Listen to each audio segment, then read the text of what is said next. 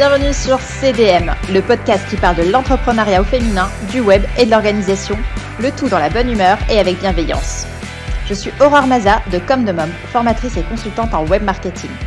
Après plusieurs années d'activité, en tant qu'indépendante, j'ai eu envie de partager mon expertise avec d'autres femmes entrepreneurs.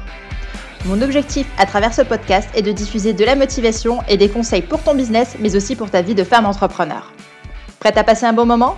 Alors, c'est parti ! Hello, j'espère que vous allez bien et que vous êtes en forme aujourd'hui. On se retrouve pour un nouvel épisode de podcast destiné cette fois un peu aux techniques de vente. Parce que j'ai fait un constat. Je me suis rendu compte qu'il y avait beaucoup de changements ces dernières années sur les techniques de vente. J'ai pas pour objectif à travers cet épisode de parler vraiment technique et de transmettre des informations, enfin des techniques, des tactiques de vente. C'est pas l'objectif de cet épisode-là en tout cas. C'est plutôt de partager avec vous mon constat et peut-être d'éveiller en vous une certaine ouverture d'esprit et une source de réflexion dans la manière d'approcher vos futurs clients et dans la manière de promouvoir aussi votre activité, vos services et vos produits. Donc on va rentrer dans le vif du sujet tout de suite. Cristina Cordula est avec moi. On va rentrer dans le vif du sujet. Juste avant, je voulais vous rappeler qu'il y avait un guide des réseaux sociaux disponible en téléchargement gratuitement sur mon site internet. Je vous mets le lien dans la description de cet épisode et si vous le souhaitez, vous pouvez le télécharger. C'est une pépite en termes de renseignements pour vous permettre de comprendre un peu comment fonctionnent les réseaux sociaux, de comprendre les bonnes pratiques à mettre en place lorsque vous souhaitez développer votre activité en ligne. Voilà, je ferme la parenthèse et on débute tout de suite avec cet épisode de podcast. Donc comme je vous disais, les techniques de vente de nos jours ont bien évolué. C'est fini un peu le marchand de tapis, quoique certains persistent peut-être encore un peu. Je dis ça, je dis rien. Donc plus sérieusement, je sais pas si tu as connu les vrais marchands de tapis qui venaient sonner à ta porte pour te vendre des tapis. Moi, je me souviens, ma mère n'en pouvait plus. On n'a jamais eu de tapis à la maison et quand un marchand venait avec ses tapis sur le dos, ils étaient tous plutôt insistants les uns que les autres et c'était pas évident de tenir bon, de rester sur sa position, de rester poli et courtois et de leur dire gentiment non, merci. Et ce que je constate aussi, enfin dans mes souvenirs, c'est qu'après un refus, il pouvait même être un peu désagréable. On sentait bien qu'ils n'étaient pas contents en fait du refus. Alors je sais pas si ça te parle, tu me laisseras un commentaire, mais en tout cas moi c'est vraiment le souvenir que j'en avais. Et aujourd'hui, il reste des dinosaures un peu de ce type, qui font de la vente un peu, comme je dirais, au coup de poing ou au forcing. Mais personnellement, moi, j'aime pas ce type de vente. Quand quelqu'un vient vers moi de cette manière, je sais pas pourquoi, mais je me braque. Mes oreilles n'écoutent plus.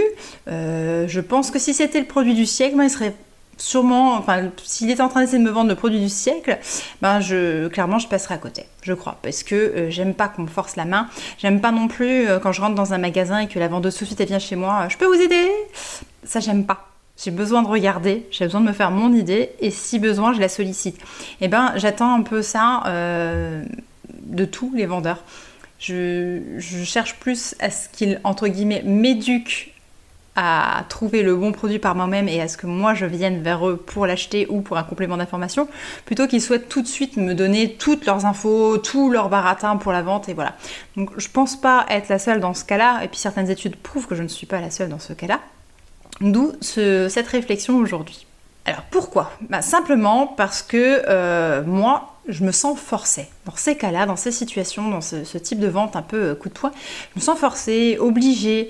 Je me sens un peu en position d'infériorité aussi, comme si il avait réponse à tout, ce vendeur, il ou elle, réponse à tout et qui savait mieux que moi ce dont j'avais besoin. Alors ça m'agace à un point.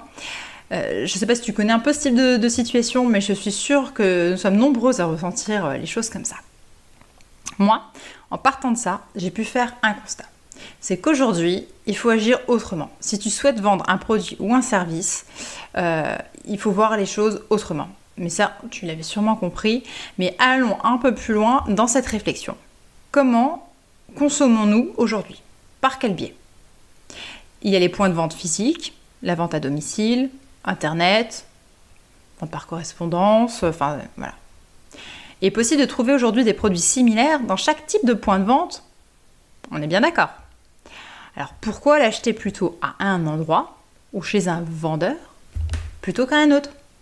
Parce que si je veux, je peux dire quelque chose qui me passe par la tête, une palette de maquillage d'une marque X, je peux très bien la trouver dans un supermarché d'une marque, dans un autre supermarché d'une autre marque, je peux la trouver en ligne sur Internet. Qu'est-ce qui va faire que mon choix va s'arrêter sur telle ou telle enseigne? Pour t'aider à comprendre où je veux t'emmener, je vais te parler d'un rendez-vous avec les commerciaux que nous avons eu, mon mari et moi, lorsqu'on a décidé de faire construire notre maison, et donc de passer par un constructeur. On avait défini notre budget, et on avait pris rendez-vous avec 4 commerciaux. Ça dit pas trop, vraiment juste ce qu'il faut, histoire de comparer un peu. On a présenté notre projet et identifié à chaque fois la même maison, la même surface, la même forme et tout ça, pour vraiment pouvoir comparer des devis qui soient presque identiques en termes de chiffrage et tout ça. On a eu différents devis et les prix étaient vraiment proches, parce qu'on était parti sur quelque chose d'assez proche aussi. Donc ça, c'était très bien. Mais d'après toi, en dehors de ce facteur prix, pourquoi on a signé avec un constructeur plutôt qu'un autre? Simplement, sur les 4 rendez-vous, un n'a pas arrêté de nous vendre la gamme au-dessus. Il voulait absolument qu'on voit plus grand, ou avec les fenêtres différentes, une porte différente, enfin voilà. Le second nous a tellement parlé qu'il a fini par nous perdre. Il rentrait tellement dans le détail qu'au bout d'un moment, on s'est dit, mais il cache quoi à vouloir parler autant? Le troisième, il arrive en retard et ne faisait que de parler du mal de la concurrence, en se mettant en avant, en disant que les concurrents ci, les concurrents ça. Moi, j'ai horreur de ça. Et pour finir, le quatrième était à l'écoute. Il a compris nos attentes. Il était sympathique, ponctuel. Ouais, j'attache de l'importance à ce point, tu l'auras remarqué. Et il a su aussi nous rassurer, répondre à nos questions. D'après toi alors, lequel est-ce que nous avons choisi? Et lequel aurais-tu choisi toi? Nous, c'était le 4e. On est bien d'accord, je pense. As-tu compris maintenant là où je voulais t'emmener en termes de réflexion? Simplement, aujourd'hui, on ne vend pas un produit, mais on se fait acheter. C'est parce que c'est toi, parce que tu te comportes de cette manière, parce que tu dégages telle ou telle chose, parce que tu es attaché à telle ou telle valeur, que l'on va venir chez toi acheter ce produit ou ce service plutôt que chez un autre. La question de cet épisode est qu'est-ce qui fait vendre aujourd'hui? On ne va pas parler de produit, car nous allons supposer que ton produit est clairement identifié, que tu as écouté ta communauté, identifié ta cible et fait tout un travail de recherche en amont. Cette partie-là, si tu souhaites, on pourra en parler dans un prochain épisode, mais aujourd'hui, vraiment, restons sur les choses qui vont te permettre de vendre. Attention, je te rappelle, cet épisode n'a pas pour objectif d'être un cours magistral. Car son but est simplement de te faire réaliser que l'on a besoin d'être. On n'a pas besoin d'être commercial, pas besoin d'avoir suivi des cours de vente ou de marketing, etc. pour réussir à vendre. C'est vraiment donné à tout le monde. Je vais, à travers cet épisode de podcast, te donner confiance en toi, en ta force de vente et en ton produit. Voyons tout de suite de quelle manière procéder. Alors, selon moi, pour réussir à vendre, il faut respecter 5 points. On va les voir ensemble, un après l'autre. Le premier, primordial pour moi, être en phase avec son produit ou son service. C'est-à-dire que celui-ci doit te correspondre, que tu dois y croire, en son efficacité, en sa praticité, ou peut-être même que tu pourrais toi-même avoir besoin de ce produit ou de ce service, ou que tu aurais aimé l'avoir à un moment donné dans ta vie. Je pense notamment, par exemple, à moi. Je pense à moi, c'est normal. Je propose des formations, des aides au développement d'activités en ligne. Et bien, je pense qu'il y a 10 ans, quand je me suis lancée, quand j'ai créé ma première boutique en ligne, je crois que j'aurais aimé que quelqu'un soit là pour m'accompagner et me dire écoute, si tu lances ta boutique en ligne pour promouvoir ton activité, ça serait sympa que tu ailles sur Instagram, que tu postes des vidéos, enfin des stories, que tu fasses des publications. Ça serait bien aussi que tu adaptes ton site internet de telle et telle manière, etc. etc. C'est le fait d'avoir ou un coach ou une formation en ligne que j'aurais pu suivre pour me donner tout de suite les clés plutôt que de mettre 3-4 ans à parvenir au niveau auquel je suis parvenue. Alors certes, ça a fonctionné, mais bon, j'ai perdu du temps. Si j'avais eu tout de suite ça, eh ben, j'aurais pu avancer beaucoup plus vite et Dieu sait où est-ce que j'aurais été 4 ans après. C'est ce que je veux dire. Ça, c'est vraiment le premier point. Je dis que je centre sur soi parce que pour moi, Si on ne croit pas à un produit ou un service qu'on vend, je pense que c'est vraiment... c'est pas possible. Moi, avec mon état d'âme, mon état d'esprit, je ne peux pas. Certains vous vendront n'importe quoi. Moi, je peux pas. J'ai des remords, j'ai des scrupules. Je peux pas vendre un produit comme étant un produit miracle si c'est pas le cas. Donc en soi, si je te dis que c'est top, c'est top. J'ai toujours été comme ça, j'ai toujours été transparente et je ne conçois pas qu'on fasse le contraire. Deuxième point, avoir un minimum de confiance en soi. Ah oui. Parce que si tu n'as pas un minimum de confiance en toi, pour essayer de mettre en avant et de te présenter ton activité, tes services, etc., ça va quand même un peu coincer à un moment ou un autre. Il faut être honnête. Mais bon, pas de panique, ce point se travaille très bien, rassure-toi. Et pour vendre, tu n'as pas besoin d'être la queen de la confiance en soi, mais un petit peu, ça ira très bien. Je sais que moi, j'ai pas grande confiance en moi, bien que parfois on peut penser, mais quand je dis que je suis timide, on ne me croit pas trop. Bah si, je suis un peu timide, mais des fois, pardonnez-moi d'être un peu vulgaire, j'aime bien me foutre un coup de pied au cul. Et je me lance et ça passe très bien, et quand je me rends compte que ça passe bien, bah hop, c'est bon, j'ai gagné un peu en confiance en moi aussi. Il faut ne pas avoir peur de sortir de sa zone de confiance. On peut parfois avoir un petit peu peur, parce qu'on se dit, oh non, je sais pas si ça va le faire, j'ose pas, et si je me ramasse. Mais écoute, tente.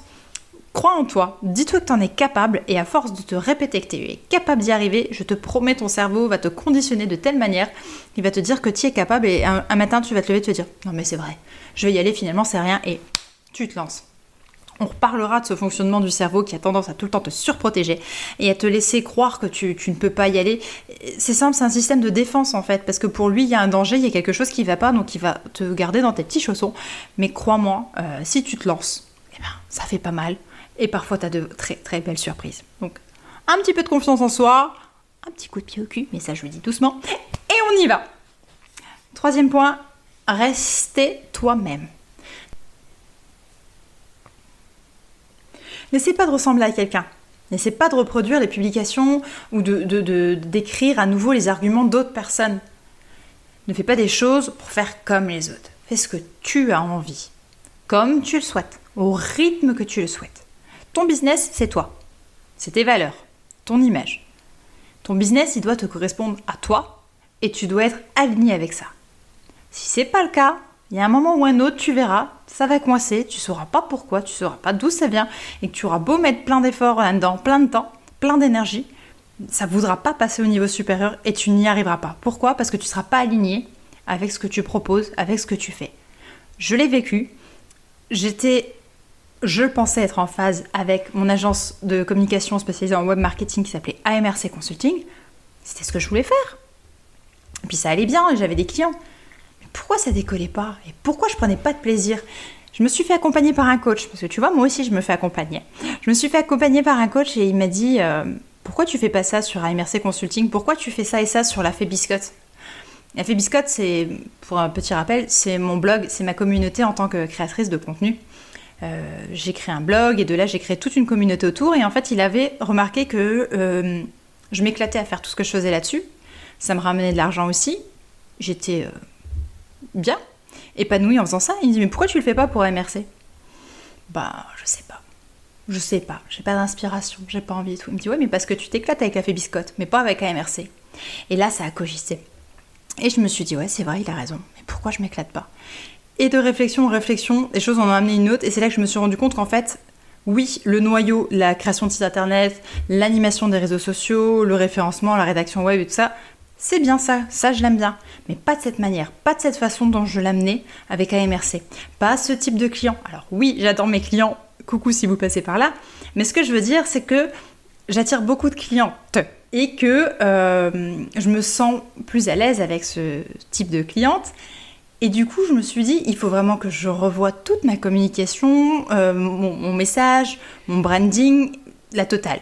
Et c'est de là qu'est né Comme de Mom, avec tout ce que vous connaissez vous aujourd'hui. Parce que vous n'avez pas connu AMRC, à moins que vraiment vous me connaissiez sous La Fée Biscotte et encore. Parce que j'avais pas tendance à mettre la AMRC Consulting en lumière à cette époque. Mais c'est pour dire, aujourd'hui, ça y est, mon business, c'est moi, c'est mes valeurs, c'est mon image et ça me correspond total.